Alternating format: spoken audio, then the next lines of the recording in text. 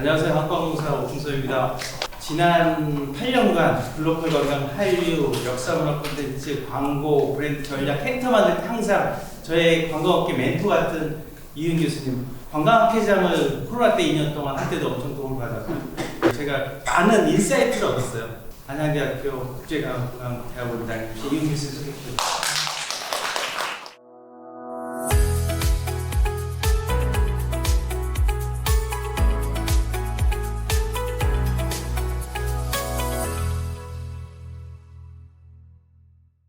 우리가 관광을 이해하는 데 있어서 여행도 있고 관광도 있고 이런 이야기들 해요.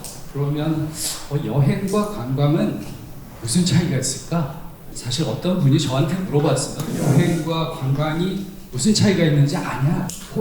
뭐라고 얘기하지? 그런 사이에 그분이 이렇게 얘기해요. 여행은 신세대가 하는 거고 관광은 아재들이 가는 거다. 이렇게 얘기를 하더라고요. 그런데 한편으로 그 여행이라고 하는 거는 지금은 우리가 굉장히 즐겁고 재미있고 뭔가 유쾌한 그런 이미지를 가지고 있는데 역사적으로 보면 여행이 꼭 그렇지는 않았어요. 여행의 시작을 보통 순례 같은 걸 얘기를 하는데 그때 형벌 중에 하나가 여행이었어요. 사실은 엄청난 고생을 하고 갔다 오는 고행의 과정이 여행이었던 거죠. 신나는 여행이 되는 데에는 관광이라는 시스템이 갖추어진 근대 이후인 거죠. 교통이든 숙박이든 음식점이든 또 하스피탈리티 서비스든 이제 여행은 즐거운 곳으로 변화하기 시작합니다. 그래서 지금은 관광이라는 시스템이 있어야 여행이 즐거운 여행이 될 수 있는 시대가 된 거고 관광의 시스템이 없다면 지금 여행이 존재할 수가 없는 때가 된 거죠. 그래서 이 관광이라는 게 어떤 가치를 갖는지도 한번 공유를 해볼 필요가 있을 것 같아요. 2019년이 전 세계 관광, 한국도 포함해서 가장 성숙한 때였어요. 가장 많은 사람들이 해외여행을 하던 때였어요. 그런데 코로나가 되면서 많이 변했죠. 굉장히 많이 떨어졌고요. 이제 전 세계적으로 보면 한 85% 정도 회복이 된 것 같아요. 그런데 앞으로 UNWTO가 얘기할 때 10년 후에는 2019년보다 2033년에는 GDP가 한 50% 더 증가할 거다. 굉장히 긍정적인 전망을 내놓고 있습니다. 일자리도 엄청 많이 창출되는 거죠. 이때 되면 한 4억 3천만 명 정도가 관광 분야에서 일을 할 거다 이렇게 얘기하는데요. 9명 중에 1명은 관광 분야에서 일하는 사람들이라고 얘기를 하는 거예요. 우리가 흔히 그런 얘기를 해요. 관광은 행복산업이다 이렇게 얘기를 하는데 뭐가 진짜 행복한 거야? 관광을 하면? 그래서 이걸 좀 규명해 하려고 합니다. 인간의 단일 행동 중에 어떤 게 가장 사람들을 행복하게 하는 행동인가? 라는 걸 봤더니 맨 끝에 아주 높이 있는 하나가 있는데 저게 트래블이에요. 실제로 문화관광연구원도 연구를 한 게 있어요. 여행을 한다니 여행이 증가하면 삶의 만족도가 0.036단위 증가를 해요. 그런데 좀 재밌는 여행, 만족스러운 여행을 한다면 삶의 만족도는 0.46단위 정도 높아지는 거죠. 그리고 또 저희가 이제 연구를 하고 있는 건데요. 행복한 여행이라는 건 아까 얘기했듯이 기대감에서부터 시작이 돼요. 여행을 떠난다. 이때부터 행복감이 높아져요. 그리고 실제로 여행을 가서 뭐가 사람들을 행복하게 하느냐라는 걸 봤더니 의외로 신기한 것들, 좀 우연적인 것들, 불확실한 것들이 행복감을 자극하는 요소이기도 해요. 그래서 우리가 보면 지금 많은 관광의 흐름들이 패키지 여행에서 개별 여행으로 가고 있다라고 하는 걸 얘기를 하는데 그 이유를 대부분 언어를 할 수 있는 젊은 층들이 많아져서 또는 정보가 많아져서 이렇게 설명을 하는데요. 더 큰 요인은 행복감이에요. 패키지 여행에 꽉 짜여진 루트대로 다닌다는 것은 안정감은 있어요. 새로운 걸 접하고 뭔가 우연한 일을 발생하고 받고 신기한 일을 접해서 이 행복감이 높아지는 데는 백지 여행이 가지고 있는 일정한 한계가 있는 거죠. 자, 그리고 나서 봤더니 사람들이 이걸 SNS에 올리면서 행복해요. 또 그 감정, 그 추억을 같이 나누면서 여행 갔던 사진을 다시 보면서 그때 행복감을 주죠. 그래서 여행이 이 행복감이 다른 것들에 비해서 좀 오래가는 그런 성향들을 지니고 있습니다. 마지막으로 이제 관광이 가지고 있는 또 가치의 측면으로 한번 얘기해보고 싶은 건 이런 거예요. 이게 EBS에서 다큐로 나왔던 걸 또 책으로 이렇게 엮었어요. 이 강자의 조건이라고 하는 건데요.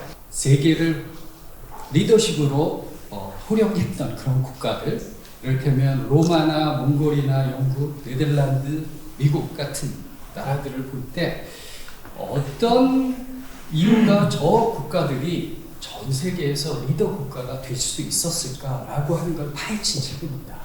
결론은 아주 심플해요. 개방성과 포용성을 가진 국가가 전 세계를 이끌어가는 그런 리더 국가가 되더라, 이렇게 얘기를 합니다. 포용성과 이런 개방성을 갖는다라고 하는 것은 다른 사람의 문화를 받아들이고 인정을 하고 종교와 인종이나 민족에 상관없이 같이 협력해서 살아가는 그런 사회를 구축했던 곳들이라는 건데요. 이런 면에서 관광을 한번 생각해 보면 우리가 관광의 수용 태세를 높인다라고 하는 것은 결국 외국인이 한국에 왔을 때 이 사람들이 한국에서 여행을 하기 위해서 필요한 언어나 서비스나 또는 문화적인 수용 체계를 전부 다 갖추는 걸 얘기를 합니다. 또 한편에서 우리도 여행을 굉장히 많이 하잖아요. 전 세계에 나가서 다양한 국가를 다니고 그 문화와 그 인종의 사람들과 교류하면서 그 문화를 받아들이죠. 그리고 우리 것으로 흡수해서 우리의 문화 속에 그걸 융합해내요.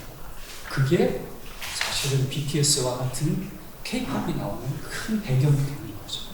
어떤 문화와 또는 인종과 민족이나 이런 것들을 개방성과 수용성으로 받아들이는 데 있어서의 가장 좋은 지표가 저는 관광이라고 생각해요. 그래서 관광이 발전한 국가와 발전한 도시라고 하는 것은 포용성과 수용력을 갖추고 경쟁력을 갖춘 도시와 국가가 되는 그런 과정이라고 생각합니다. 그런 문화적 수용력을 갖춘 곳에 결국은 사람들이 모이게 되고 관련된 기술이 모이고 또 재원이 모이게 돼 있는 거죠. 그럼에도 불구하고 관광이 가지고 있는 문제점들도 있어요. 이 한옥마을에 어느 순간 너무 많은 사람들이 오면서 너무 혼잡해져요. 여기에 살고 있는 주민들도 불편하지만 또 여기에 왔던 관광객들도 실망하고 다시 돌아오지 않게 되는 그런 현상들이 발생되고 그러죠. 북촌과 종로구에도 역시 비슷한 현상들이 있습니다. 이쪽은 이제 이화마을 같은 데인데요. 이쪽에 사실은 벽화를 그렸었는데 이걸 지역 주민들이 이 계단에 있던 벽화를 지워버렸어요. 그리고 제발 조용히 관광 오지 마라. 이런 시위를 하게 되는 거죠. 우리만이 아니에요.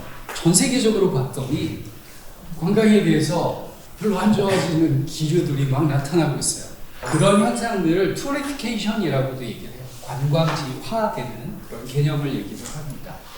근데 이건 사실 두 가지 의미가 있어요. 관광지화되는 거는 굉장히 하락하는 어떤 지역, 슬럼화되는 지역들이 관광을 통해서 다시 활성화되는 그런 의미들도 가지고 있고요. 또 하나는 젠트리피케이션 때문에 그게 너무 과도하게 가다 보니까 지역 주민들이 떠나는 현상까지를 우리가 투리피케이션이라고 이야기해요. 오버 투리즘에 대한 과잉 관광에 대한 비판들도 있죠. 자, 그거 말고도 몇 가지 이제 개념들이 있어요. 관광지 수명 주기 이론이라고 하는 게 있는데요. 관광지는 늘 같은 형태로 있지는 않아요. 모든 건 변화하듯이 관광지도 역시 변화하는 거죠. 그래서 여기에 사이클에 보면 맨 처음에는 새로운 관광지에 아주 모범적인 관광자 몇 명들이 오기 시작합니다.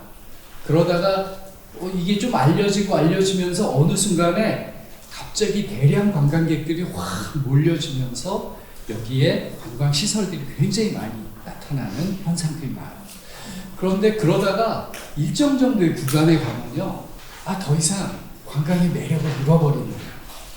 그래서 여기에서 다시 새로운 어떤 자극을 통해서 올라가거나 아니면 관광지가 하락하는 그런 형태를 나타내요. 아까 말씀드렸던 지금도 이제 북촌 그 종로 지역의 세 지역을 얘기할 텐데요. 한 두 지역은 이 관광의 관리를 통해서 새로운 그런 정비를 하고 관광과 공존하는 것을 택했다면 한 곳은 관광을 없애는 쪽으로 가버렸어요. 그런 쪽은 이제 관광이 확 내려간 그런 형태가 됐다고 볼 수 있겠죠. 또 이제 분노지수 이론이라고 하는 게 있는데요. 처음에는 사람들이 방문하는 것에 대해서 지역 사람들이 별로 관심이 없었어요. 그러다 점점점 많아지면서 관심이 생기고 너무 많아지면서 이게 분노가 생기는 형태들, 그리고 갈등하고 반대하는 이런 현상들이 나타나요. 관광객의 입장에서 보면 왜 관광객은 여행지에 가서 마음대로 행동하고 평소에는 안 하던 그런 일탈적인 행위를 해? 그걸 설명해 줄 수 있는 게 이 리미날리티라고 하는 그런 이론이에요. 문지방 이론이라고도 하는데요. 리미날리티는 어떤 일정한 공간을 넘어가는 순간 그 전에 나와는 다른 감정과 행동을 하게 되는 거. 그래서 대부분 사람들이 이 리미날리티의 시작을 공항을 많이 얘기합니다. 공항에서 CIQ를 넘어가는 순간 나는 이제 일상에서 떠났다라고 하는 생각이 들고요. 그리고 해외에 도착하는 순간 나는 일상의 행동과는 다른 행동들을 보여주는 것들이죠. 이런 문제들을 해결하기 위해서 공정관광이라고 하는 것들을 우리가 이제 연구를 하고 있습니다. 그 전까지 관광은 되게 성장주의 관점이었어요. 관광객이 더 많이 와야 되고 돈을 더 많이 벌어야 되고 라고 하는 게 관광의 대체적인 목표였죠. 공정관광은 성장주의에서 관계주의로 바꾸자라고 하는 거예요. 관광을 통해서 더 중시해야 되는 것은 관계를 잘 설정하는 관광으로 되자라고 하는 그런 의미입니다. 그래서 네 가지의 차원이 있어요. 주민과 관광객의 관계. 그래서 어떻게 관광객과 지역 주민의 관계를 조화롭게 만드느냐라고 하는 게 하나의 차원으로 꼭 필요한 것이고요. 두 번째는 그동안의 관광은 비장애인 중심이었고요. 장애인과 소수자와 약자들이 같이 공유할 수 있는 기회들을 같이 만들어주는 것, 이것도 이제 공정관광의 큰 틀인 거죠. 세 번째는 인간과 관광객과 생태, 환경과의 관계죠. 관광이 다른 산업에 비해서는 4% 정도, 4% 정도의 탄소 배출을 한다라고 보통 얘기하는데요. 그 중에서 75%가 교통수단이고 거의 20% 정도가 시설이에요. 한 번 가는데 오래 체류하게 하는 여행을 만들어내는 것, 그게 탄소 감축을 위한 그냥 수익 구조만 높이려는 게 아니라 관광이 환경과 조화롭게 살아가는 지속 가능한 산업이 되기 위해서 우리는 오래 체류하는 관광으로도 가야 된다라는 생각을 합니다. 마지막으로는 산업관계예요.